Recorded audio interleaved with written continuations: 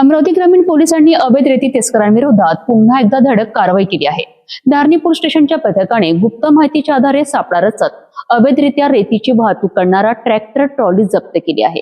या कारवाईत सुमारे 6,58,000 रुपयांचा मुद्देमाल जप्त करण्यात आला असून चालकासह ट्रॅक्टर मालकाविरुद्ध गुन्हा दाखल करण्यात आलाय।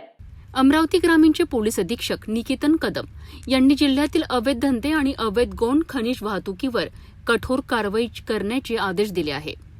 त्यानुसार 16 जून रोजी धारणी पोलीस स्टेशनचे ठाणेदार अवतार सिंग चव्हाण यांना गुप्त माहिती मिळाली की कारादा गावाजवळील पाटिया रोडवरून अवैधरित्या रेतीची वाहतूक केली जात आहे।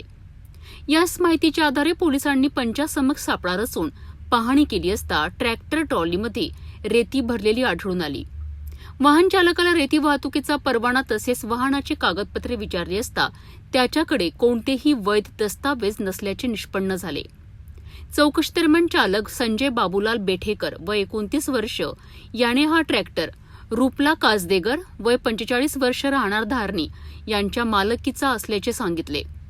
तसेच मालकाच्या सांगण्यावरूनच रेतीची वाहतूक करत असल्याची कबुली दिली आहे।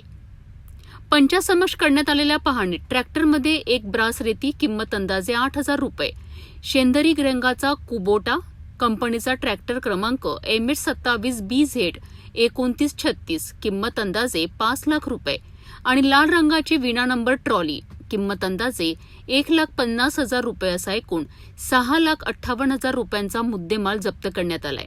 या प्रकरणी आरोपींविरुद्ध भारतीय न्याय संहिता कलम 303, पर्यावरण संरक्षण कायदा नियम 1986 चे कलम 9 व 15, सार्वजनिक संपत्ती अधिनियम 1984 चे कलम 3 व 7, तसेच मोटार वाहन कायदा 1988 च्या कलम 130, 177 अन्वये गुन्हा दाखल करण्यात आलाय।